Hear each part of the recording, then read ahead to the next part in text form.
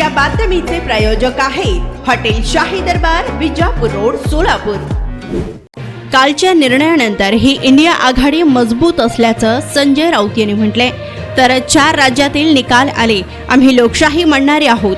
ईव्हीएमच्या माध्यमातून कालचा निकाल आलाय, तो आम्ही स्वीकारतो। कालच्या निर्णयाने लोक शॉक्ड आहेत। दुसरी गोष्ट, आज मिझोराम निकाल येतील, आम्ही जिंकणाऱ्यांचं अभिनंदन करतो।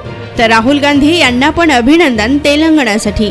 कालच्या निर्णयानंतर इंडिया आघाडी मजबूत आहे। 6 डिसेंबरला ही बैठक दिल्लीत होईल, उद्धव ठाकरेही सहभागी होतील। या राज्याच्या निकालानंतर काही मतभेद काही पक्षामध्ये आहेत, मात्र पुढे जायचं असेल तर सर्वांना सोबत घेऊन जाणं गरजेचं असल्याचं यावेळी त्यांनी म्हटलंय। तसेच 2014ला आमच्या सोबत झालं तसं आता राष्ट्रवादी आणि मिंदे गटाचे काय होईल बघा। मोदी आहे तर बीजेपी असल्याचं त्यांनी म्हणत जवाहरलाल गांधी, पंडित नेहरू यांच्यासोबत मोदी यांची तुलना कधीही होऊ शकत नसल्याचं त्यांनी म्हटलंय। दिग्विजय सिंग यांनी ईव्हीएम बद्दल इंडियाच्या मुंबईतील बैठकीत संशय व्यक्त केला होता। लोकांच्या मनात अशा शंका असेल तर निवडणूक आयोगाने दखल घ्यावी असे म्हणत ईव्हीएमच्या जनादेशाचा स्वीकार आम्ही केलाय। आम्ही परत सांगतो, एक निवडणूक बॅलेट पेपरवर घेऊन दाखवा। देवेंद्र फडणवीस यांनी म्हटलं, ईव्हीएमला दोष देतील, पण तुमच्या मनात काय येतंय? तुमच्यात हिंमत असेल तर या निकालानंतर मुंबईसह पालिकेच्या निवडणुका घ्या। तर महाराष्ट्रात हे चालणार नसल्याचं म्हणत पनोती या टीकेचा काही फटका बसलेला नसल्याचंही त्यांनी म्हटले। या जगात अनेक जण हरलेत, कोणीही माजू नये। या निकालानंतर कोणाचा माज वाढला हा त्यांचा प्रश्न आहे। तसेच या देशात सगळं मॅनेज होतंय तर ईव्हीएम पण झाल्या तर नवल काय असे म्हणत ऑपरेशन लोटस नाही भंकस असल्याचं म्हटलंय। जाऊ द्या, काँग्रेसची लोक गेली, आमच्या इथली लोक गेली, राष्ट्रवादीची गेली, वतनदारांपासून दूर रहा आणि आम्ही आज दिल्लीला जाणार असल्याचंही यावेळी खासदार संजय राऊत यांनी म्हटलंय। मैं मानता हूं हम लोकतंत्र मानने वाले लोग हैं। हम चाहते हैं कि देश में लोकतंत्र जिंदा रहे और लोकतंत्र जिंदा रहने का एक ही तरीका है चुनाव। विपक्ष इंडिपेंडेंट चुनाव बॉडी चुनाव लेती है और जो निर्णय आता है वो स्वीकार करना चाहिए, चाहे ईवीएम से हो चाहे बैलेट पेपर से। तो कल जो ईवीएम के माध्यम से जनादेश मिला है, ईवीएम आदेश, तो भी हम लोकतंत्र का आदेश मानकर स्वीकार करते हैं, चाहे ईवीएम पे विश्वास हो या न हो। लोग तो आश्चर्य और आज भी सदमे में है कल के रिजल्ट के बाद भी, खास करके मध्य प्रदेश, छत्तीसगढ़। लेकिन ईवीएम का जनादेश है। दूसरी बात, मिजोरम का आज आ जाएगा। भारतीय जनता पार्टी को बड़ी जीत प्राप्त हुई है। अगर जीता है तो हम उनका अभिनंदन करेंगे, जीते हैं तो, चाहे मोदी जी हो, चाहे अमित शाह जी हो, चाहे नड्डा जी हो। तेलंगाना का भी निर्णय बहुत ही महत्वपूर्ण है। वहां भी मोदी जी गए थे, वहां भी अमित शाह ने डेरा डाला था, वहां नड्डा साहब भी गए थे, पूरी बीजेपी वहां भी उतरी थी। फिर भी बीजेपी को 10 सीटें भी नहीं मिली है और वहां राहुल गांधी ने तेलंगाना में बहुत जोर से प्रचार किया था और राहुल गांधी और उनकी पार्टी की जीत हुई है, उनका भी अभिनंदन। अब आपका जो सवाल है किसका डोमिनेंस बड़ा है, किसका एरोगेंस बड़ा है, किसके बार्गेनिंग पावर बड़ी है, वो हमारा प्रश्न नहीं है। कल के निर्णय और निकाल के बाद भी इंडिया अलायंस मजबूती से खड़ी रही। 6 दिसंबर को इंडिया अलायंस की दिल्ली में महत्वपूर्ण बैठक कांग्रेस के अध्यक्ष खड़गे साहब के घर पे है। मैं इतना कह सकता हूं कि महाराष्ट्र से शिवसेना पक्ष प्रमुख पार्टी चीफ उद्धव ठाकरे जी उस बैठक में शामिल होंगे। दिल्ली में बातचीत होगी जो करनी है। इंडिया अलायंस के कुछ हमारे जो सदस्य हैं उनके कुछ गिले शिकवे है ये 5 राज्यों के बारे में, खास करके जब बड़ी पार्टी होती है कांग्रेस जैसे अपने राज्य में, तो उस राज्य में जो छोटे छोटे घटक है उनको विश्वास में नहीं लिया। अगर आपको ये गठबंधन आगे लेकर जाना है तो पार्टी छोटी हो या बड़ी हो, अपने राज्य में सबको साथ लेकर हम चले जाते तो शायद मैं ये नहीं कहूँगा कि पूरा निर्णय बदल जाता या जनादेश बदल जाता, लेकिन जरूर कुछ अच्छा फायदा हो सकता था।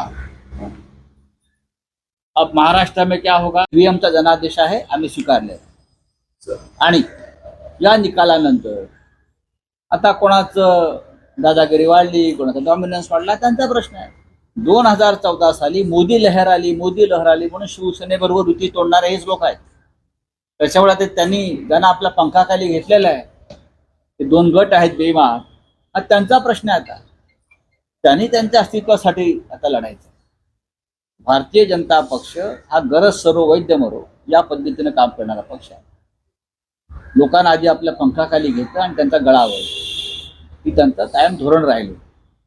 त्यातून आम्ही गेलेलो, आम्ही भोगलेलं आहे, त्यातून बाहेर पडलो। आता आम्ही एकाची लढतो आणि आम्ही लढू, आम्ही जिंकू। महाराष्ट्र ही लहर बेहर आहे ना, ही काय तुमची आली लहर केला कहर, महाराष्ट्रात कहर वेगळा होईल, लहर तिकडे कहर इकडे। सर आपका महाराष्ट्र में मैजिक नहीं चलेगा। महाराष्ट्र में सिर्फ मैजिक चलेगा तो उद्धव ठाकरे साहब और शरद पवार साहब का मैजिक चलेगा सर। महाराष्ट्र में महाविकास आघाड़ी का मैजिक चलेगा। ये महाराष्ट्र है, ये धृतराष्ट्र नहीं है। हाँ, ये धृतराष्ट्र नहीं है, महाराष्ट्र है, इतना मैं बोल रहा हूँ। सर आपने बोला एक चुनाव बैलेट पेपर पे कराएं और ये बात ऐसी है कि बीएमसी के चुनाव भी कराएं। आप जीत गए ना 4 राज्यों में या 3 राज्यों में। मिजोरम तो पॉसिबल नहीं है, वहाँ तो रीजनल पार्टी है। आप 3 बड़े राज्य आप जीत गए तो आपको मैजिक मोदी मैजिक हो गया। कल मोदी है तो मुमकिन है। तो आप महाराष्ट्र में मुंबई महानगर पालिका, ठाणे, पुणे, नासिक, नागपुर 14 महानगर पालिका का चुनाव लीजिए ना। अभी आप आज लीजिए, आज घोषित कर लीजिए, हम तैयार हैं। डरते क्यों फिर?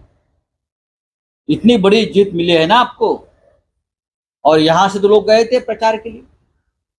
कल देवेंद्र फडणवीस जी जो यहाँ के उप मुख्यमंत्री है, कहा कि अब हमारे विरोधी बोलेंगे ये ईवीएम की जीत है। अरे आपके मन में ईवीएम का इतना क्यों बैठा है? हमने पूछा क्या ईवीएम के बारे में कुछ? हमने किसी ने कहा ईवीएम? आप बोल रहे ईवीएम, तो आपके मन में कुछ गड़बड़ है। तो मेरा ये चैलेंज है, एक चुनाव सिर्फ बैलेट पेपर पर लेने की हिम्मत दिखाई। एक चुनाव, कौन सा भी चुनाव, चाहे विधानसभा का हो चाहे लोकसभा, लीजिए बैलेट पेपर पर चुनाव। आप लोकतंत्र को मानते हो तो लीजिए ना, डर काहे का? इतने बड़ी पर्सनालिटी है मोदी जी और अमित शाह जी की, इतने बड़े मैजिशियन हैं, सब कुछ मुमकिन है आपके लिए। लेकिन इस देश में कुछ भी मैनेज हो सकता है। इस देश में राज्यपाल मैनेज होते हैं, इस देश में न्यायालय मैनेज हो रहे हैं, इस देश में इलेक्शन कमीशन मैनेज हो रहा है ना। तो मशीनें क्यों नहीं मैनेज होगी भाई? सर एक प्रश्न आहे, बोला। कालच्या निकालानंतर काँग्रेसचे काही आमदार भाजपच्या संपर्कात आहे अशी माहिती मिळत आहे। काँग्रेसच्या एका वरिष्ठ नेत्याने असं सांगितले की काँग्रेसचे काही आमदार तर भाजपात गेले तर नवल वाटायला नाही पाहिजे। जाऊ द्या। म्हणजे राज्यातून ऑपरेशन लोटस भाजपने चालू केलं काँग्रेस। हे लोटस नाही, ऑपरेशन भंकस आहे। कसलं लोटस काय?